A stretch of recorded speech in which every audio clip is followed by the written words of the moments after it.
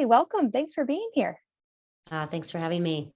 I am excited to chat because we've been friends for years, but haven't gotten to catch up in a while. And I love that we get to record this one to share some of your wisdom with the audience. But before we jump into family finances, which is going to be an amazing topic with you, I would love to hear a little bit about the community you're building in Costa Rica, just because I know this has been a heart project for you for a long time. Absolutely. Yes. It's called Alegria Village. And I am actually creating a retreat center within this big community that has about 140 families that will be living there. And the intention of it is to create a regenerative culture.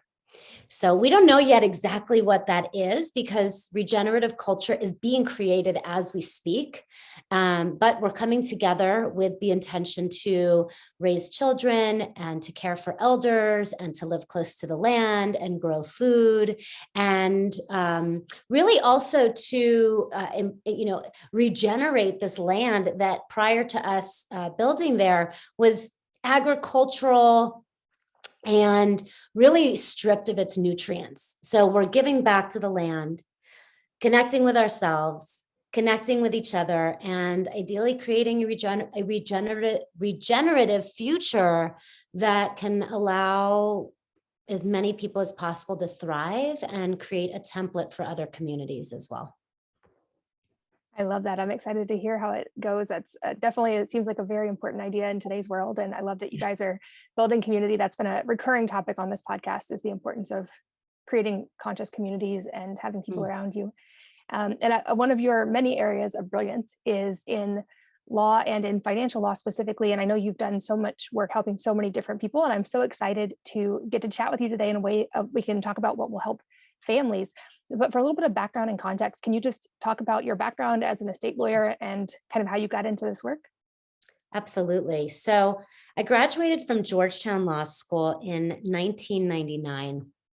And I knew that I wanted to do some type of family law work, but I also wanted to go to a big law firm where I would get a big signing bonus and where I would get a big paycheck. And so, I was a brand new mom. In fact, my daughter was born the same year that I graduated from law school. And so I was recruited out to a firm in Los Angeles called Munger, Tolles and Olson. That firm is the firm that was started by Charlie Munger, who's Warren Buffett's personal lawyer. And so I thought, okay, this is a great mix. I can go to this law firm and I can be a personal lawyer. I don't need to do divorce law because that's what I thought that I would want to do is, divorce law related to families. But no, I can go do estate planning law. I could go do tax law at this big law firm, and that would still be working with families. And so I did that and started my career at Munger, Tolles and Olson in 2000. And I was there for just 3 years, during which time I realized that there was something really broken in the way that lawyers and law firms were serving families. And it really first hit me when my husband and I were out to dinner. Our daughter was home with a babysitter. She must have been, 1 or 2 years old at that point. And I, of course, had created an estate plan. I was an estate planning lawyer. And I looked at him across the table and I said, what actually would happen if we didn't come home tonight? Our daughter is home with our babysitter. The babysitter must have been 16 years old. Yes, we have an estate plan, but nobody knows where it is. And everybody that we've named to take care of her lives 3,000 miles away because we're in California now, and everybody that, we named is in Florida. That something is very wrong here because she would need to be taken out of our home into the care of strangers while the authorities tried to figure out what to do. There's a major hole in this process. And that was the beginning of me beginning to see, whoa, there's a lot of holes in the process of legal planning for families with young children. And so all of that led me to fill those holes. I left that big law firm after just 3 years. I started my own law practice. And I really invented a whole new way of serving families with young children with estate planning. And this was at the time something that lawyers really didn't focus on at all. They all, really focused on either serving super high net worth families or the elderly, people they thought wanted to, pay for estate planning, were closer to death. But I realized that families with children were underserved and not being served properly. And so that's really, where I took things with my own law practice. And so that was many years ago. Today, my kids are grown. They're both out of the house. My son is 19, my daughter is 22, and they are young adults. And now it's about facing a whole new set of issues with family legal planning, with them becoming adults. And, now I get to integrate them into the conversation and learn how to do that, which is also something that most lawyers and law firms just don't know how to do. So there's, a new level of really invention and creation happening now in that realm. Yeah, you hear it said that, parenthood doesn't come with an instruction manual, and certainly the legal and financial aspects of parenthood don't even have very many books you can find as resources. It seems like the Wild West out there. So to start kind of from a broad perspective, since this might be a new topic, I know it was for me, and that's why I turned to you for help. What are some of the basic kind of pillars or pieces of this that families need to be aware of and think of? Yeah. So I will say, speaking of books, I did write a book on the topic back then in 2008. It's actually in the revision process. So I'm writing the second edition because the world has changed, significantly since 2008. Having said that, though, that book is still incredibly relevant. And I do recommend that if you have minor children at home, or really any children at all, whether they're even as adults, it's still relevant. The book is called Wear Clean Underwear. And the reason I named it that is because, your mom always told you to wear clean underwear in case you're in an accident. But once you're a parent, wearing clean underwear alone is no longer enough. There's important legal planning steps you need to take. And so I did lay out some of those steps in choose your own adventure format in the book. So it's really easy to read and fun to read. Choose your own adventure style so that you can really get clear on what do I need to do when it comes to making sure that my kids would be taken care of if and when something happens to me. And step one, and the most critical thing for all parents, of course, is to name legal guardians for the children. And it can be really sometimes very difficult to decide, who would I want to take care of my children if I could not take care of them? We spend so much time thinking about just babysitters. Just babysitters, we're going to be gone for a couple of hours or a day or maybe overnight. So what about if somebody else had to raise them? Who would you want them raised by? And if it feels too hard to think about that, because it can be really hard to think about that, then what I want to encourage you to do is do a little bit of worst case scenario thinking, and at least be willing to look at, if you did nothing at all, what would happen? Well, if you did nothing at all, what would happen is that the authorities would come. They'd have to figure something out. So just on a practical level, who would they call? Would your kids be taken into the care of strangers for some period of time? If so, you can do better than that, right? You can do better than that. Then ultimately, the decision about who would take care of your kids would go to a judge. Who would the judge pick? In my family situation, if I did nothing at all when my kids were little, two people would have come forward, my sister and my sister-in-law. And on paper at the time, there's no question in my mind that a judge would have chosen my sister-in-law to raise my kids.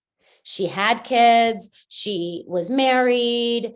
My sister was at that time, very unstable in her life, traveling around, didn't, have a full-time job. But my sister-in-law is the last person I would ever want to raise my kids.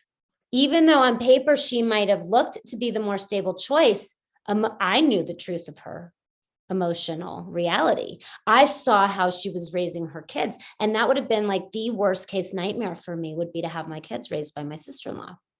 But if I did nothing, that's exactly what a judge would choose. And so I want you to do that kind of worst case scenario planning in your own mind, to just look at, practically speaking, what would happen? And do you want to do better than that? Yeah, that was helpful when you took me through that process, and we ended up kind of coming up with an actual, like, a hierarchy, because also hopefully we don't die and leave our kids when they're still young. And if we did, there could be a lot of things that would change in the lives of the people who might raise them between now and then. And so it was like, okay, it might go to this set of parents if they're still alive and in good health. And if they didn't or were unable to, then it would go to this brother and his family if these conditions were met.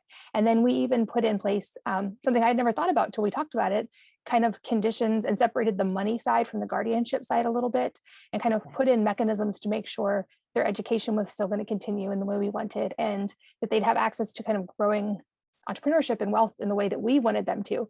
And it was such an enlightening process, because I had never thought to do that. Obviously, it's not, like you said, it's not a fun process to think about, what if something happens and I don't get to see my kids raised? Yeah. But it's better to think of it than not think of it. Absolutely. And, you touched on some of the mistakes that people make when naming legal guardians for their kids, and even lawyers.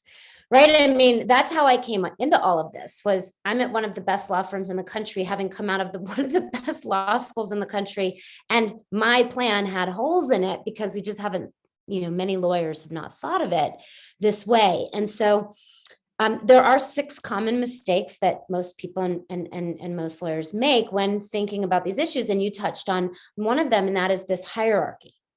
So never name just one. Never name just one. I like to have at least 3. So you have a first choice, a second choice, a third choice. Then if you're naming a couple to serve, you want to make sure that you are clear what should happen in the event that something happens to one of the people in that couple, or if that couple gets divorced, because you might be naming your brother and your sister-in-law. But if they got divorced, or if your brother was not available or in a car accident with you, maybe you don't want your kids raised by your sister-in-law alone. You'd actually want them to go to the next choice. So that's really critical. I actually have a website that I created. It was my very first website I ever created. And it takes you through this process of naming legal guardians for your kids for free. And so I can either give the URL here or put it in the show notes. Which do you prefer? Both would be great if you want to say it, and also put the show notes. Great. So it's kidsprotectionplan.com, KIDS protectionplan.com. My first foray, so many years ago now, into really educating people online. And so you can go on that website and you can name legal guardians for free there. And it will actually take you through this process of helping you to choose the right people, of helping you, like, if you do choose a couple, to put the right wording in there on if you choose a couple, how to make sure it goes, they go to the right person. And then the last piece that you mentioned there is about separating the care of your children from the care of your assets. So that is such a wise idea for most people. First of all, it is your job as a parent to make sure you're leaving behind enough financial resources for the people who are going to take care of your children. So I want to make that really clear. You should not choose the people who are going to take care of your children based on their financial resources or their access to financial resources. You want to choose the people that are going to take care of your children based on their values being aligned with yours, based on how they're going to educate your children, how they're going to make healthcare decisions for your children, how they are going to impact your children from a parenting style perspective, right? All of those things. That's how you choose your guardians of your children. But those people may not be the wealthiest people financially. They may not be the people who would make the best financial decisions with your money or educate your children financially in the way that you would want. So you can separate that completely. And that is not something you should be doing on your own. So, you heard Katie say that we worked on this together for her family, and you want to work with a lawyer on this. There are plenty of places that you can create online legal documents today. I just gave you my website where you can name legal guardians for your kids for free online. In my belief, your legal documents actually should be free. It is that counseling and guidance to be making the right decisions about these kinds of things that we're talking about here that you want to work with a lawyer on, ideally a lawyer who can help you get beneath some of these things that we're talking about, where all of a sudden a world opens up to you of realizing, oh, wow, there's a lot of consciousness and intention and clarity that can come out of this process, not just for in the event that I die and can't raise my kids, but for how I want to raise my kids, how I want to educate them about money and entrepreneurship and education and all of the things that I think as parents, when we don't consider these issues from a conscious, intentional place, we can kind of go into a default mode and sometimes just end up passing on the values maybe that were passed down to us, for generations that maybe aren't even the values that we want to pass on. And so this whole process can really bring an intentionality and a consciousness and an awareness to your parenting that isn't just about what happens when you die, but is also really about how are you going to raise your kids while they're being raised. Because I'll tell you what, it goes by in a blink of an eye, and all of a sudden they're 19 and 22 like my kids are, and they're out of the house, and you realize, oh, okay, I taught them all of these things, maybe without even recognizing I was doing it. And when done right, the estate planning process, I actually call it life and legacy planning.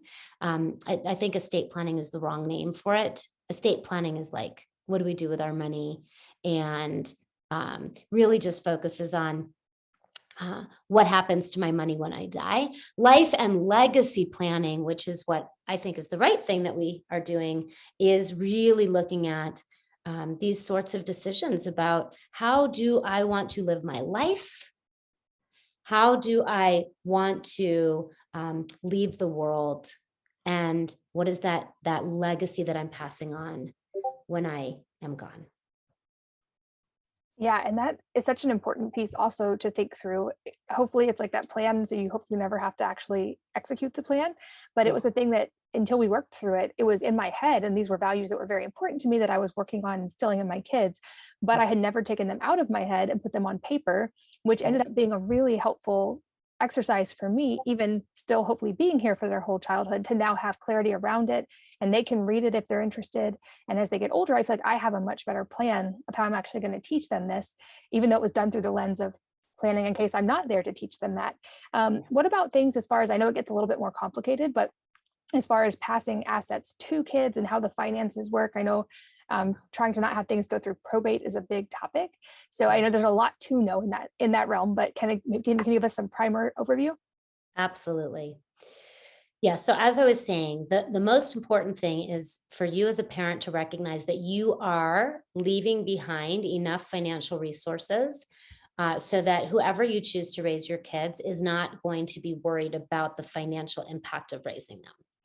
And number one, where that's going to come in for all of you is life insurance.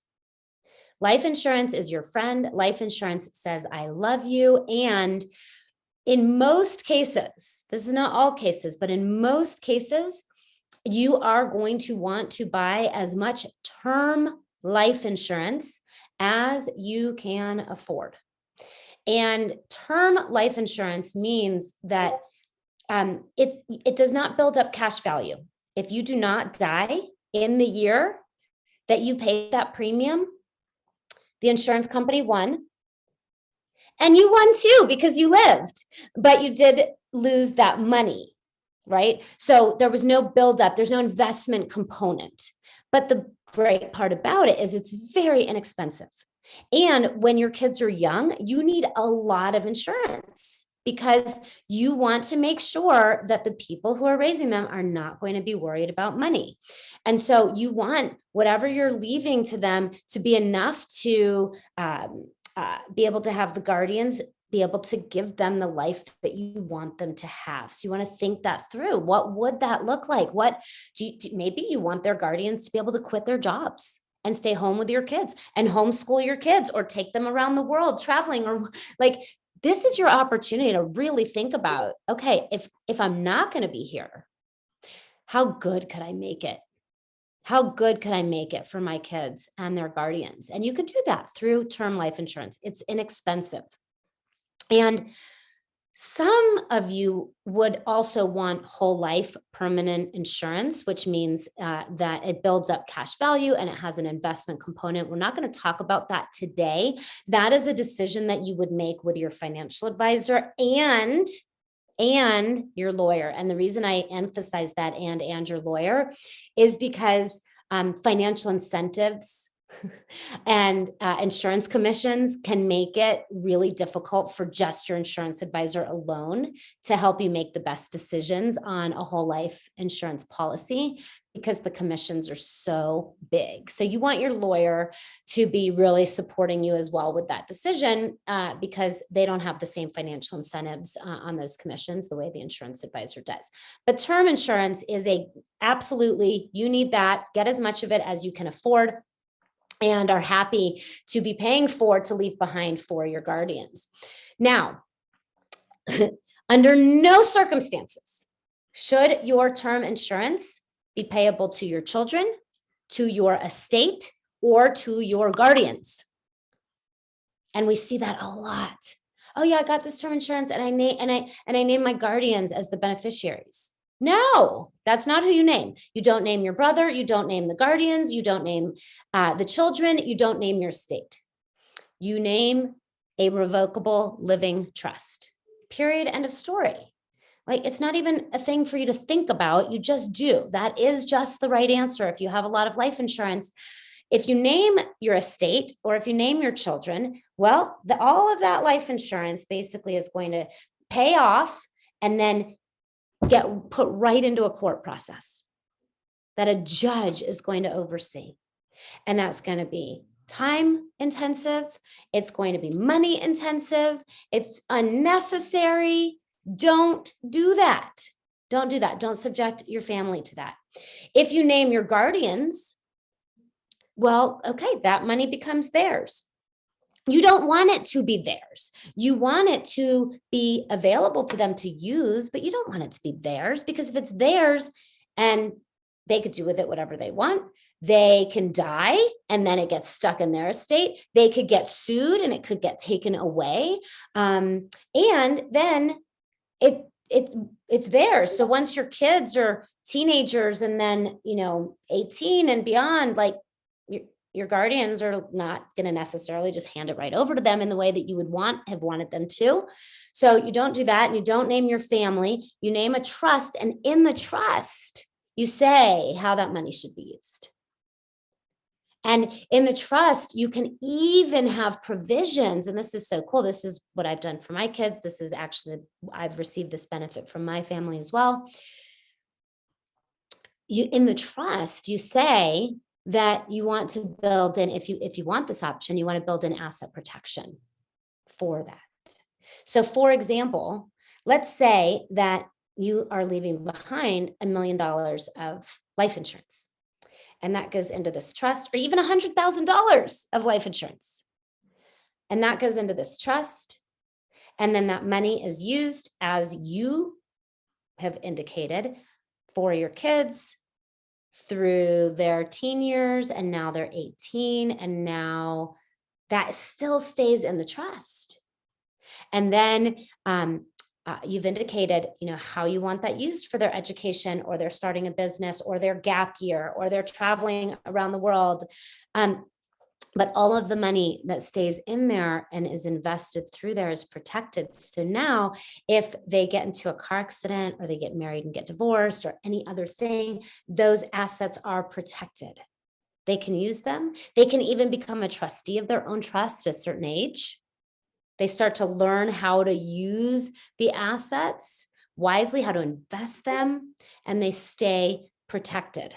They stay protected. And that is critically important, is that you want them to both stay protected and for your children, and to be able to start to learn how to take care of them. And if they just distribute outright, like a lot of trusts will say, oh, just give them a third when they're 25 and a third when they're 30 and the rest at 35. Okay, well then at 35, everything's distributed out. Now they get married, they're divorced at 40. They've just intermingled their inheritance. Half of it's gone in the divorce. No protection. No protection. They didn't learn how to use those resources wisely.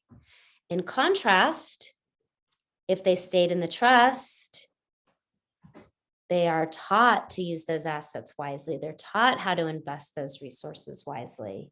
And they're taught how to keep those assets protected so that they can continue to grow from one generation to the next. And I know, like you said, you have other resources on this, and I'll make sure we link to some of the ones you have in the show notes. Yeah. People can find, because this is a big topic, and it's not, I don't think most people think to create a living trust, or at least it's not common practice. But like you said, there's so many benefits to this. And I found it helpful just for me in actually planning finances. And you talk about a term, financial liberation, which I love. Can you explain what that means and how that relates to families? Absolutely. Yes. So I will say before I do that I have a lot of resources for you on living trusts and when to use them, why to use them. It's really important. I want to keep reiterating this about working with a lawyer who can help you to do this, because there's a lot of ways to create living trusts and things for yourself online now. And I've tried them all, because if there was a great one, I'd be sending you to do it. Like, documents should be free. I mean, come on. In this day and age, we can create documents for free. But it's the decisions that go into them. And I have not yet found a service, an online service that will really support you to make these decisions eyes wide open, as I call it, eyes wide open. And these decisions are just too important. So I really want to encourage you to work with an advisor, not a CPA, not a financial advisor, not an insurance professional. Yes, you should have those people on your team, but the decisions that go into what goes into your trust and how it's structured happens with a lawyer. And ideally with a personal family lawyer, a lawyer that's actually been trained by me in these methodologies. So that's number one. And then number two, you asked about this financial liberation piece. So I think one of the biggest problems that exists in our financial services industry is that we have an industry that is built around this idea of financial freedom. That one day you are going to have the right amount of money to be free. And then you will retire. And then you will live the rest of your life, I don't know, on the beach. I think that's the dream, right? You're going to be on the beach, or you're going to be traveling the world. And that is an old story. It is an old story that really worked when people worked at the same job for 50 years and they put away money and they got a pension and they really didn't like their job anyway. And they were just counting down the days. And by the way, people died right after that. We lived to be like 65, and Social Security kicks in at 62. It could be 62 or 65. When that was created, when Social Security was actually created, it was created by on a life expectancy model that is very different than today.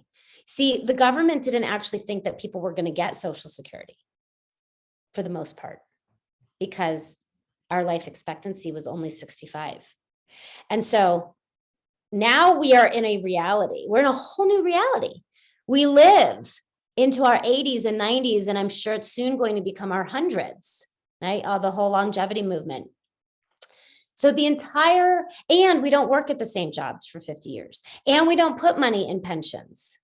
And so the entire reality of our economic choices has changed. And this idea of financial freedom, where you are going to magically save up the perfect amount of money that you can then invest in the stock market and ensure it's going to generate enough returns for you to live on the rest of your life, is no longer a reality.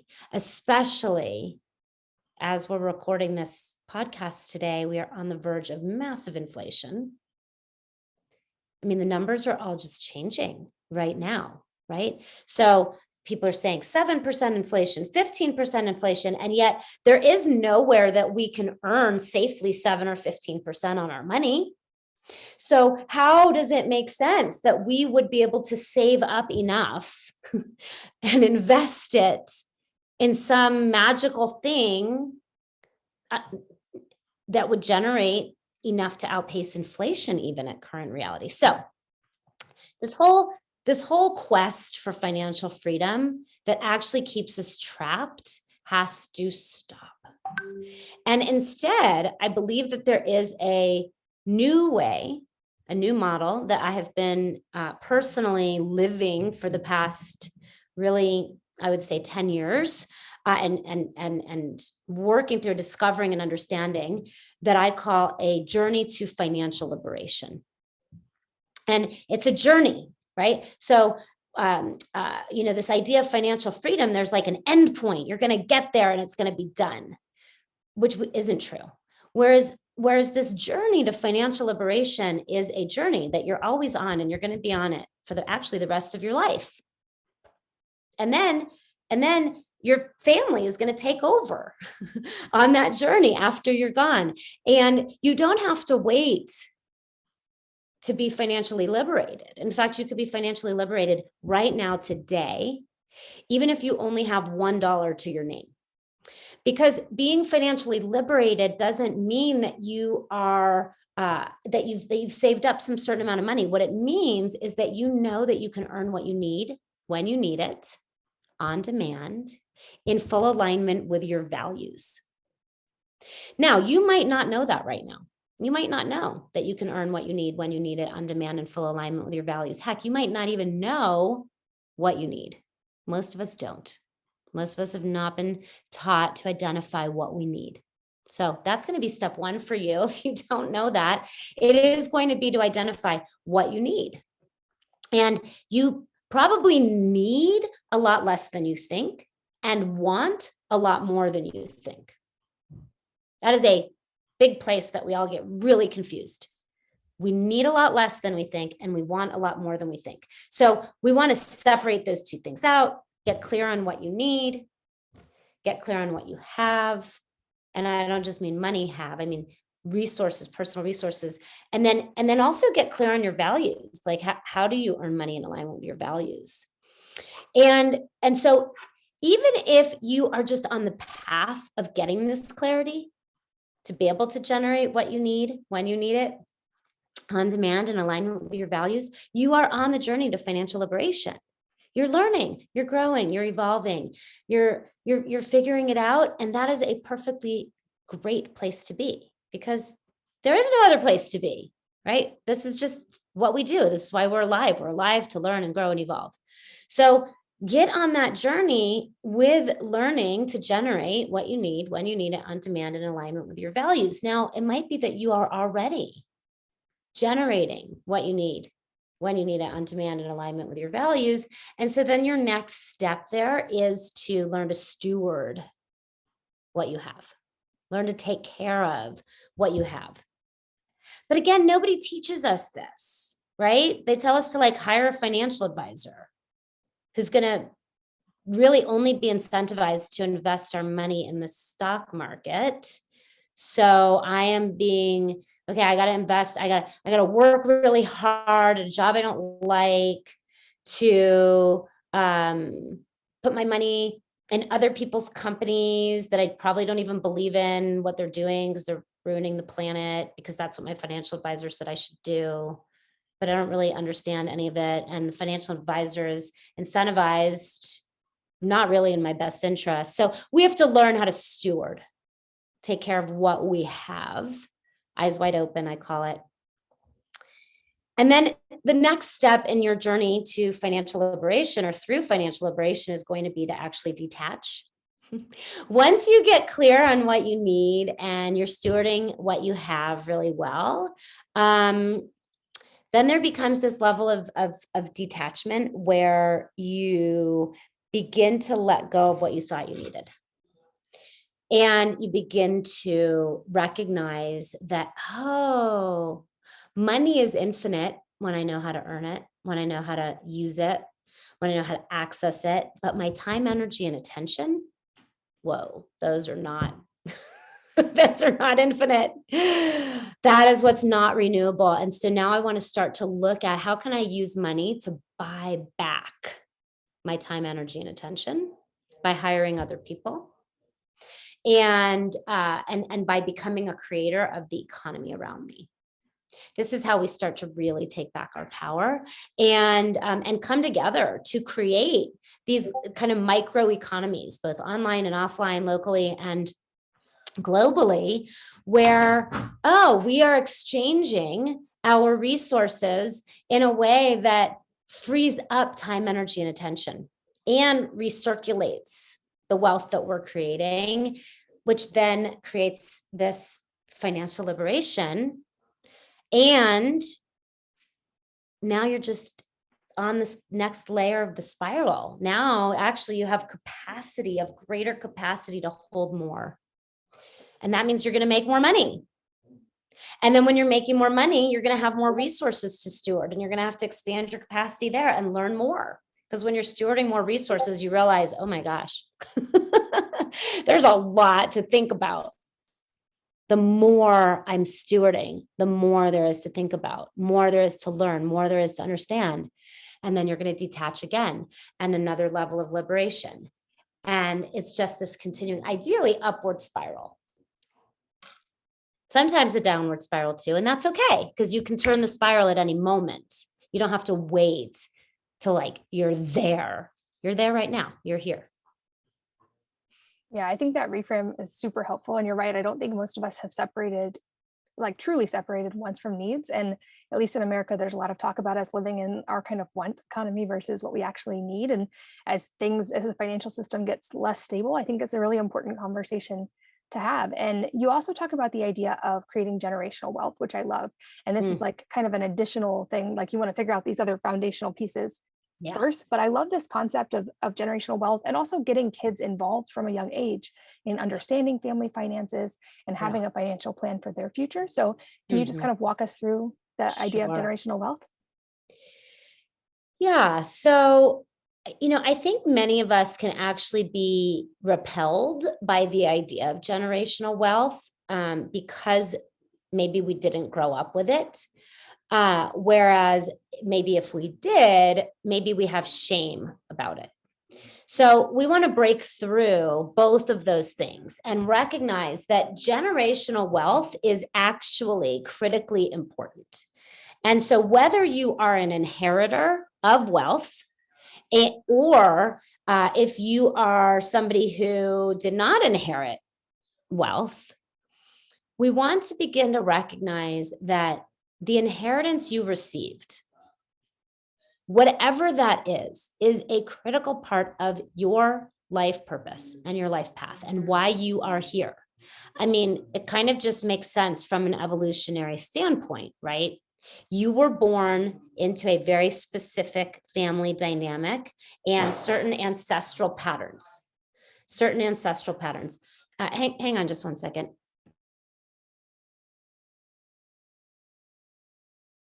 Okay, sorry, I had some talking in the background. Okay, so you were born into a very specific family unit, dynamic set of ancestral patterns. So first of all, you acknowledging and understanding what that means for you and why you were born and here on this planet at this time is critically important through my eyes, because it wasn't a mistake. It wasn't a mistake, and it really can inform such important decisions that you'll make in your lifetime, because a lot of what you were born into needs to be healed. As you probably know, we are in an unsustainable reality currently.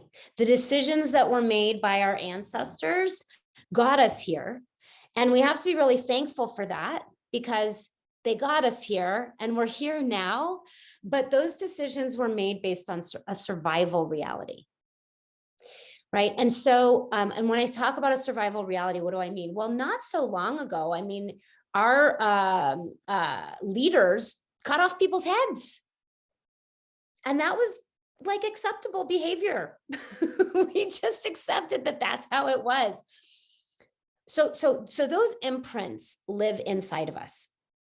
And so we, whether we were the head cutter offers, meaning our ancestors, or if we were the people who were subject to that, all of that lives inside of us, right? And so now we have landed here, and we've landed here no longer needing to be in a survival reality, but the products of that. And so if we are going to change that for the future, which we know we have to, because that actually cannot thrive into the future. We are, as a result of the decisions made through that, we're running out of resources on the planet, right? We are, we're facing a lot of challenges as a humanity. And so, because of where we are today with technology and the number of people on the planet, obviously we have to make some changes. And the cool part is that we don't have to make those changes from this place of survival anymore. We are actually the first generation of people who have the resources, the time, energy, attention, and money to do the healing work that is necessary to both heal the past and create a new thriving future reality. And so our generational wealth is not just about passing on money, although that is important, of course, to consider, because wouldn't it be better to give our children more ease when it comes to money, and to not have to make all of their decisions from this survival-based perspective of, oh God, I'm going to run out of money. Oh God, I'm going to run out of money. Oh God, I'm going to run out of money. But instead, for them to be able to make their choices about what they do for their livelihood and for their lifetimes from this place of, what do I want to create in the world? And that takes a complete mental paradigm shift, because most of us, I think, do have this imprinting around, if I don't make my children struggle, they will be ne'er-do-wells who just, waste resources. Well, they will be that if you don't pass on your values, if you don't do the healing work to heal whatever was passed on to you, and you just leave them a pile of money. You're right. That is true. They will become that. So generational wealth means that you are not just passing on a pile of money, but that you are also doing the healing work that is necessary to pass on your children's ability to live in and create a thriving future. And that takes intention. That takes intention, not just for what does your trust say or what does your will say, but actually for what are you doing today to heal the generational traumas that you were passed on. What are you doing to really look at the inheritance you got, whether that was financial inheritance or not financial inheritance, and transmute and alchemize that so that what you're passing on is intentional and conscious and truly can create a thriving future reality. As some people, as our native relatives, the indigenous people that were here before us say, 7 generations into the future. What we do today can impact and will impact 7 generations into the future, whether we do it knowingly or not. I love that that concept is becoming more thought of in the mainstream, and people are looking at this from a trauma perspective and from a family dynamic perspective, and also now from a financial perspective. It's exciting to see, I think moms, especially of this generation, kind of stepping in and saying, no, these dysfunctional patterns stop with me. They stop with my family. They're not continuing. It's our job. It's our work to do. You know, to me, I think so many people spend their lives looking for their life purpose. This is it. First and foremost, we collectively share this life purpose. And yes, the mothers, life comes through us. And so it does get to begin with our own healing. And I've seen such beautiful stories with women that I work with. There's a woman that I work very closely with, and she is part of an inheritance of a very Orthodox Jewish tradition. And she is healing generations of patriarchy and misogyny and control and power dynamics through her own one little human self, through how she's handling a divorce, through how she is learning to make financial decisions, through how she is learning to parent her children in a new way. And that is generational wealth. That is generational wealth. Yeah, such an important point. It's those core things that are the actual generational wealth. The money is just one way that exhibits, but it's not the focus when we talk about this. And I feel like we'll probably get some follow-up questions. And so maybe we can do a round 2 one day. But as we get close to the end of our time, a few just more rapid fire questions. The first being, if these are new concepts for people listening and they want to continue to learn, where would you point them in your work online, or we mentioned your book, I'll link to that, but where they can start learning and start figuring out a way to plan this for their families? Yes. So I would go to a couple places. personalfamilylawyer.com is really the place that all of my resources will be gathered. We are in the middle of a massive up level in terms of my online presence and my ability to share these resources in one place. There are some videos that I have created at familywealthmatters.com. I think that's going to go away once the personalfamilylawyer.com ecosystem is more fully built out, which will happen this summer. So you're catching me right in the middle of a few things: the rewrite of the Wear Clean Underwear book, the 2nd edition, as well as the upgrade of the personalfamilylawyer.com website, and probably familywealthmatters.com also going away and being incorporated into that. Most of this is available through my personal website, thealikatz.com, and I'm sure you'll link to that.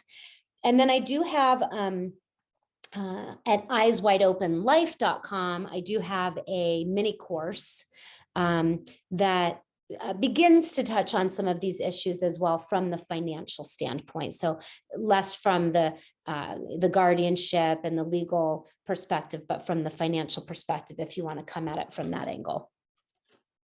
I will make sure those are all linked as well. Your work is so prolific. I'm so impressed with everything you've created. And I know your heart to really help families is so strong, and that you're still always creating more. A couple other last questions. The first being, is there a book or a number of books that have profoundly impacted your life? And if so, what are they and why? Oh my goodness, yes. Well, one of them is a children's book. It's called The Little Soul and the Sun. The Little Soul and the Sun. It's written by Neil Donald Walsh. And yeah, I just encourage you to pick it up and see if it resonates for you. It changed my perspective on really how we all interact, why we're here, and how we all interact with each other, and forgiveness, and how important every single person is that comes into my life that it seems like is doing something to me, how very important they are and what gifts they are to me. So The Little Soul and the Sun is a really big one for me. Really, so many of his books, Conversations with God, massive, game changer for me on many levels. And yeah, there have been so many. I'm a huge reader. So there've been so many more over the years. I would say another one is, if you haven't read it, it's called The Fifth Sacred Thing by Starhawk. It's kind of intense. It's a novel that in some ways foreshadows some of what's happening now. And I read it maybe 10 years ago, and it was just, whoa, oh my gosh, something like this could happen. And then now it's kind of what's happening now in the world. So only read it if, your nervous system won't get too thrown off by something like that. Those are new recommendations. I'll link to those as well. Oh, great. And Great. Lastly, any parting advice for the audience today? Could be related to everything we've talked about or entirely unrelated. Well, first of all, name legal guardians for your kids. If you have not named legal guardians for your kids, or if you've potentially made one of, the mistakes that I spoke about, go on the website, name legal guardians for your kids. It's really, really important to just have that written down, not godparents, but like written down guardian nominations. So that would be number one. And then number two, I think that the more reminders we can get of this, the better. And my guess is that, if you follow Katie, you already get this to some degree, but I just want to reinforce it, which is to remember just how powerful you are. Remember how powerful you are. You are actually the creator of your reality. And yes, spirit is the creator in my worldview, but spirit's acting through you. You're the human being that is animating life on this planet, and you're very likely a mom if you're watching this, and so you're really animating life on this planet. And of course, it's this huge responsibility, but that just means that you have the ability to respond, and your life is not a mistake. You are here to create the thriving future, and every single choice that you make is creating our future. And so I just want to invite you into remembering that today. And if remembering that has you feel shame or guilt or any sort of collapse energy or burden energy, just breathe into that. Just breathe into that and know that that might be some trauma patterns there that are here to be healed. And that's part of it too. And you can do it. And we need you to do it. And get the support that you need to keep standing up, and knowing that whatever is happening right now that might seem like it's happening to you is happening for you. It is happening for you. And there are teachers out there that can support you to stand up and be that creator. Be that creator. I love that. I think the perfect place to put a pin in it for today and hopefully a round two eventually. I know how busy you are and how much good you do in the world. Thank you for being here today. Thank you, Katie. Thank you so much. And thanks as always to all of you for listening and sharing your most valuable resources, your time, your energy, and your attention with us today. We're both so grateful that you did. And I hope that you will join me again on the next episode of the Wellness Mama podcast.